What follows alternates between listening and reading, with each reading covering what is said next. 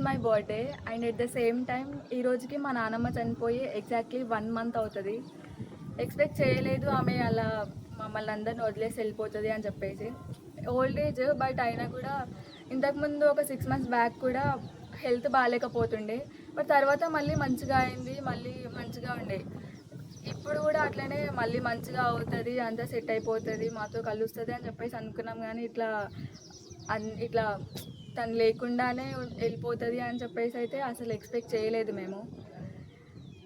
మే 8th night 7:58కి నాకు call వచ్చింది, ఇలా మా నాన్నమ్మ చనిపోయింది అని చెప్పేసి. నేను అప్పటికి ఆఫీస్లోనే ఉన్నాను. 9కి నా లాగౌట్. ఇంకా చెప్పగానే నేను షాక్ అనమాట, ఇట్లా అయిపోయింది అని చెప్పేసి. ఇంకా ఇలా అయింది అని చెప్పేసి మేనేజర్కి ఇన్ఫామ్ చేసేసి ఇంకా 9 లాగౌట్కి క్యాబ్ ఎక్కేసి వచ్చేసాను హాస్టల్కి. అసలు ఆ రోజు నేను ఫుడ్ తినాలని కూడా నాకు ఏం అనిపించలేదు. ఎప్పుడెప్పుడు తెల్లారుతుందా, ఎప్పుడెప్పుడు వెళ్ళిపోదా మా ఇంటికి అని చెప్పేసి అనుకున్నాను. ఇలా నాన్నమ్మకి ఇట్లా అయిపోయింది అని చెప్పేసి స్టేటస్ పెట్టాను.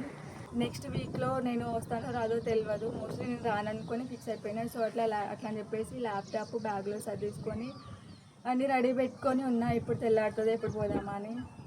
నైట్ 2 అవుతుంది, అయినా కూడా నాకు అసలు నిద్ర పట్టట్లేదు. 2 hours తర్వాత నేను స్టేటస్ చెక్ చేసుకున్నాను. నా కాంటాక్ట్ లిస్ట్లో ఉన్న అందరూ చూసారు, నా క్లోజ్ ఫ్రెండ్స్, నాకు తెలిసిన వాళ్ళు, మా రిలేటివ్స్, ఎవ్రీవన్ చేశారు. బట్ ఎవరి నుంచి కూడా నాకు ఏమైంది మీ నాన్నమ్మకు, ఎట్లా అయింది, ఎప్పుడు అయింది అని I didn't get a single message. మనం ఎంత స్ట్రాంగ్ అయినా కూడా మన ఇంట్లో వాళ్ళు చనిపోయారు అన్నప్పుడు ఒకళ్ళు వచ్చి పలకరిస్తే ఏడుస్తాము అని అట్లాంటి సిచ్యువేషన్లో ఉంటుంది మన మెంటాలిటీ, మన మైండ్ సెట్. అట్లాంటిది ఎవరి నుంచి కానీ నాకు అసలు మాట్లాడింది ఎవరు లేరు. నేను ఒక్కదాన్నే ఉన్నాను, మొత్తం టోటలీ బ్లాంక్. నిద్ర పట్టట్లేదు, చేయట్లేదు, ఎప్పుడు వెళ్ళిపోదామా. అసలు నాకు లోపల ఒక టెన్షన్. నేను ఇక్కడ హైదరాబాద్లో ఉన్నాను, ఇంటికి వెళ్ళే వరకు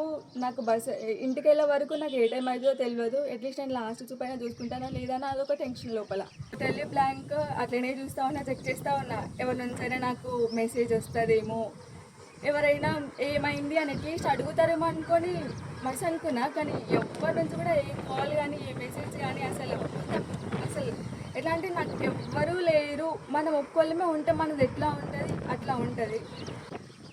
ఇంకా నైట్ 3 అయింది. అప్పుడు ఇంకా సడన్గా నిద్ర పట్టేసింది. 5 o'clockకి లేసాను. 5:30కి నాకు ఫస్ట్ బస్ ఉంటుంది. 5 o'clock లేసి ఫ్రెష్ అప్ అయ్యేసి 5:30కి స్టార్ట్ అయిపోయాను. ఆ రోజు దేవుడి దయ వల్ల నాకు వెంటనే బస్సులు దొరికాయి. నేను బస్సు దిగాను. మా అన్నయ్య వాళ్ళు ఫ్లవర్స్ దండల కోసం అని చెప్పేసి వచ్చారు. నేను బస్ దిగాను, నాకు ఎదురుగా వస్తున్నారు వాళ్ళు. ఇంకా మా అన్నయ్య వాళ్ళతో నేను ఇంటికి వచ్చేసాను. ఇంటికి వచ్చేసరికి టెంట్ అదంతా ఉంటుంది కదా. మా ఇంట్లో మేము చిన్నగా ఉన్నప్పుడు మా తాతయ్య చనిపోడు. అప్పుడు మాకు అసలు ఏమీ తెలియదు. లైక్ మేము 1st, 2nd క్లాస్ అనమాట. ఆ ఏజ్లో మనకి ఏం తెలియదు కదా. సో ఏం తెలియదు. నాకు ఊహ తెలిసినప్పటి నుంచి మా ఇంట్లో ఇట్లాంటి సందర్భం జరగడం అనేది ఇదే ఫర్ ద ఫస్ట్ టైం. ఆ టెంట్ అదంతా చూసి, అందరు చుట్టాలు అదంతా చూసి నాకు లోపల ఏం ఆగట్లేదు, వచ్చేసాను. ఇంకా ఆమె చూసి అట్లీస్ట్ నా క్లాస్ చుట్టుపైన తగ్గింది అని అనుకున్నాను. ఇంకా ఇంకా అక్కడికి వచ్చాను. అందరూ ఉన్నారు, మా మమ్మీ ఇంకా వాళ్ళందరినీ పట్టుకొని ఏడ్చాను. అంతా అయిపోయింది. మా నాన్న అక్కడ ఉంటే ఇంకా మా నాన్నని పట్టుకొని ఏడ్చాము. మా మమ్మీ, మేము వాళ్ళందరము ఏడ్చాము. మా నాన్నకు ధైర్యం చెప్పాము. వాళ్ళు ఉంటే అవన్నీ అయిపోయిన తర్వాత ఇంకా 9 days ప్రోగ్రామ్ ఉంటుంది కదా, అదంతా అయిపోయింది. ఇంకా అంతే.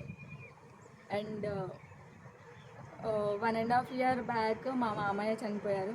అప్పుడు